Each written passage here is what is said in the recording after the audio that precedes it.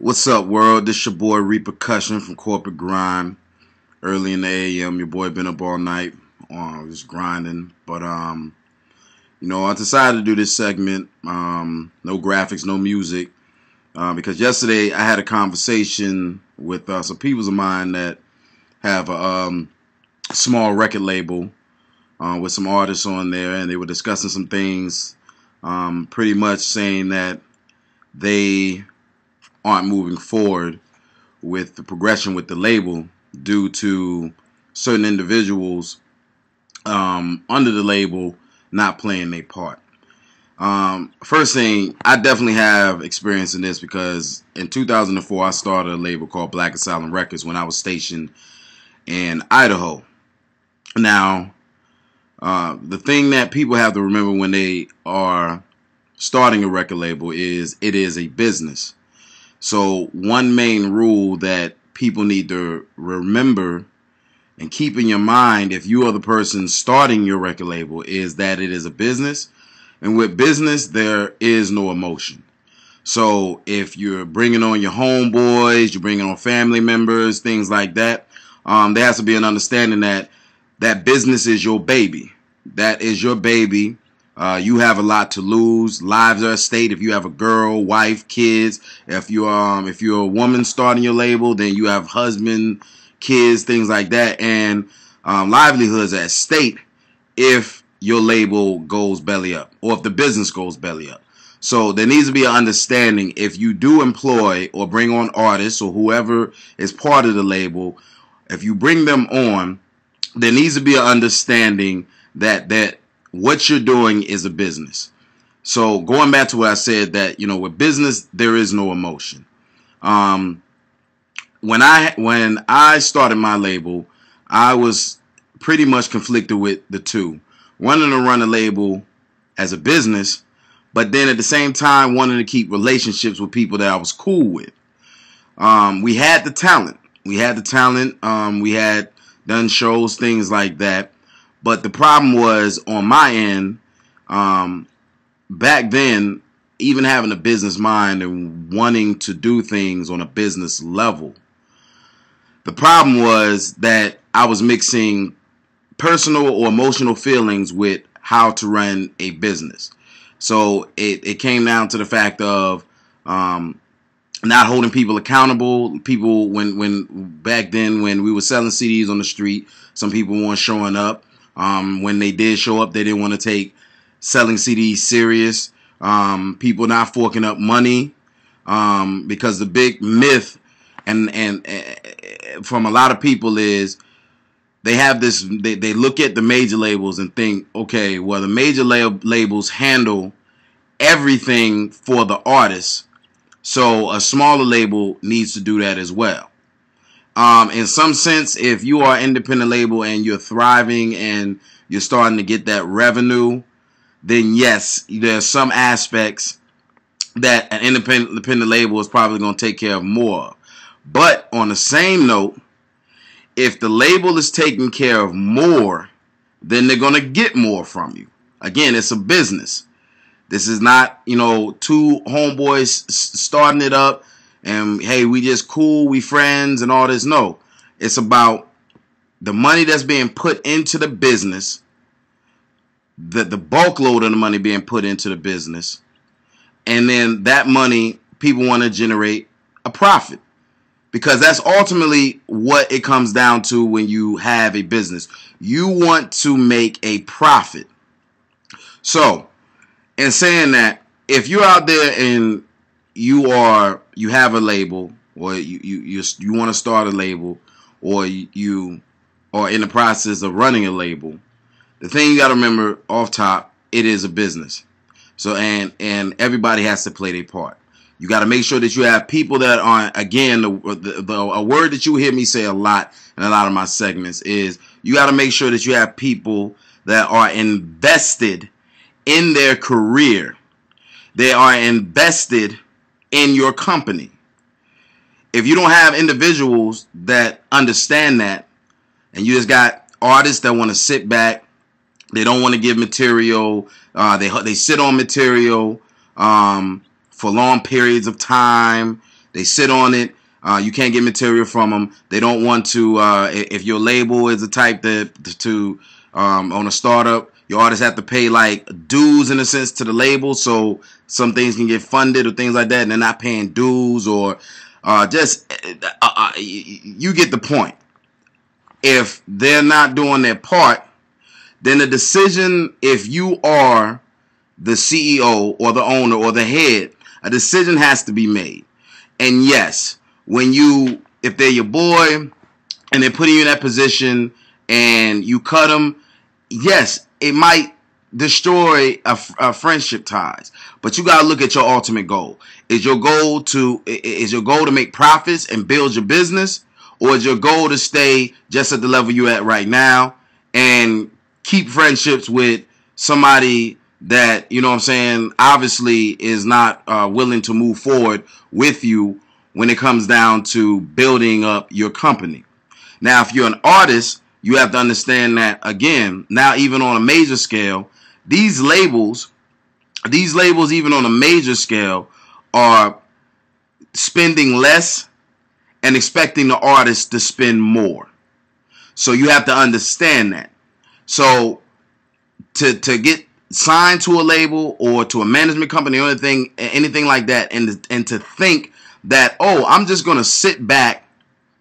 I'm going to sit back and expect all of them to do all the work is naive. It's idiotic. It's stupid. And yes, I said that. And if that's you, you're naive. You're idiotic. You're stupid to think that. Because one, a person that's invested in a career should want to do the research to have the knowledge to know things so that they aren't being taken advantage of. So if you're relying on other people to give you information and knowledge, you're setting yourself up for failure. This is going out to the artists. If you're underneath a label and you cannot take the time to do research on contracts, on what a 360 deal is, on licensing, on your ASCAP, on your BMI, on copyright issues, on marketing, on business plans, all of that, if you don't have the drive and determination to do that research, you will fail. And 9 out of 10, you're most likely to be released. So I'm saying to the people out there, like I said, with labels, you know, it's a team effort. I started a label before, and there were the good times and there were the bad times. I made some money with it. Ultimately, I lost more money when I pretty much had to pretty much disband everything. I lost a lot of money in it. You know what I mean? Because again, in that situation, I was putting in the bulk load of the money. I even paid back where members made an agreement to pay one of the artists back to get some equipment. I made an agreement with the person that if they didn't pay, I would pay him back. And guess what? I paid him back. He got his money back. But an agreement was made, a verbal contract was made between everybody to pay what was going towards the ultimate goal, which was to build a label, build a careers, and things like that. And nobody followed through. And I know a lot of y'all out there, if you was to be honest, you're dealing with this situation right now. You have people that are not playing their part. You have people that are just underneath your name or company, and they ain't willing to grind. They ain't willing to stay in the studio all day. They're worried about being like local celebrities. They want the shine. They want all the benefits, but they don't want to put the hard work that goes behind getting those benefits. And if you have people like that, either you need to change how your structure is and stop giving options and start not delegating. You need to start telling people how it is going to be. Because honestly, if you're on a major label, they're not going to ask you. They're going to tell you. They tell you what tracks you're going to put out. They tell you what your image is going to be. Unless you want a Jay-Z or Kanye status, if you're a new artist, you're being told what to do. It's kind of like when I signed up for the military. We sign out, and people in the military, when I was in, and people that are still in, they tell you, you pretty much sign your life away. They tell you what you are going to do. They give you the rules, and you're going to abide by them because you signed a contract and agreed to go along with it. It's the same thing when you're on a label. Now, if you have one of these labels, and it's just a buddy thing. Everybody in the camp, you know what I mean, people that are supposed to be managers or, you know, PR reps or presidents or CEOs or all these other titles, and you have your artists and all this, but everybody is just like being lazy and, oh, it's just for the fun, man, just to go out there and say, hey, I'm part of such and such entertainment. I'm part of XYZ record label. Just to say it, you're setting yourself up for failure. And I'm speaking from experience because, yes, I had a label that had the potential to be very great. And a lot of people would tell you it had the potential to be great. But because of internal things, and ultimately, if I'm going to be honest, because the head, me, the CEO, the owner of that company, didn't change things around, didn't stipulate and say, this is how it's going to be. And a big factor that I overlooked, and that a lot of y'all are doing right now, you want to do gentleman contracts. Screw gentleman contracts. Forget the handshake and saying, yo, we are, and just leaving it to word, or leaving it, hey, yeah, you're you're an artist on my label. Screw that. Contracts. There's enough information on the web for you to get template contracts, and then for you to arrange it and organize it to fit your need for your label in Microsoft Word or whatever the case may be. Again, people, we got to start realizing that when, yes, it's an art form, yes, it's about creativity, but ultimately, when you're doing your music and once you start selling a product, it is a business. It is a business. It's not a game. It is not, you know what I'm saying, a hobby. It can be a very expensive hobby if you allow it to be. But when you start selling material, if you're selling instrumentals, if you're selling songs, albums, merchandising, all of that, when you start getting into that, it becomes a business. So whatever money you put out, you are now in the hole. That means you have to make that money back. If you put $1,500 out to disc makers to make an album, you are now $1,500 in the hole. And you have to make your money back. You have to make it back. And if anybody is slowing you down from doing that, artists, I don't care if it's your mama. I just saw Beyonce on the HBO special. She fired her dad because she felt that she needed to make that move and be her own manager. And she fired her dad. And she even said it on the HBO special that, yeah, it kind of hindered the relationship. But she had to do what she needed to do, what that she felt was best for her career. So artists, if you're on an independent label that don't have a lot of money, and they're saying that, hey, y'all brothers gotta contribute. If you believe in the label and the success of the label and the success of it going far, contribute. You know what I'm saying? Don't just sit back and think people are just going to hand things to you. You have to take your career serious. CEOs, owners, if you have artists that aren't doing their job and things like that, look at it as a business. It's your baby, and hold them accountable. Hold them accountable for their actions. And I don't care if they are the hottest spitter in the world, the hottest cat. They can be the next Jay-Z or whoever. If they're lazy and they ain't doing what they supposed to do, get rid of them. Get rid of them. Because it don't matter if they the hottest spitter in the world. Ain't nobody else going to pick them up. They don't have no drive. They want you to hold their hand in their career and in the process of getting out there. They want you to hold their hand.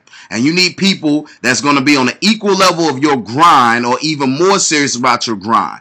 And as a friend told me, never mess with anybody who's not as serious as you or even more serious than you in what you're doing.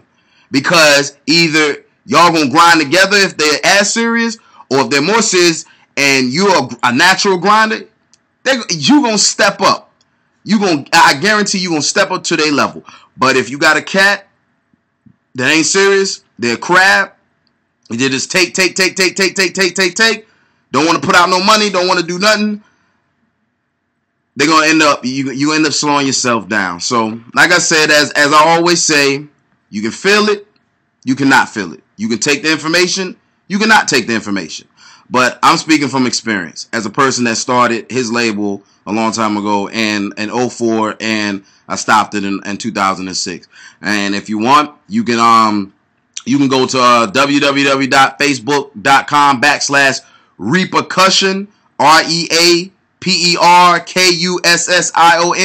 and I'll put up the old logos and some of the pics and the article that Cats did on us and everything to show you that, yeah, I had my own label before. This ain't just no jiving. This ain't somebody that's talking and like I read it in the book and ain't never experienced it. I had my own label.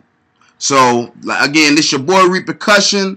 If you seen this on YouTube, subscribe to the channel. I'm going to be putting up a lot more information when it comes to the game, marketing strategies, studio etiquette. That's definitely a big one right there. But, studio etiquette, I'm going to try to set up some interviews with other individuals so you just don't hear from my mouth. You hear from recording engineers and whatever, and do all that. So, yeah, if you're on YouTube and you're seeing this, subscribe to the channel. Facebook, again, I just gave you my music page. Like the page. I'm going to be putting information up there to try to help brothers. If you have that drive, get that knowledge to start taking your career and your business seriously. So I got love for all y'all out there. Thanks for listening. God bless. And y'all take it easy. Peace.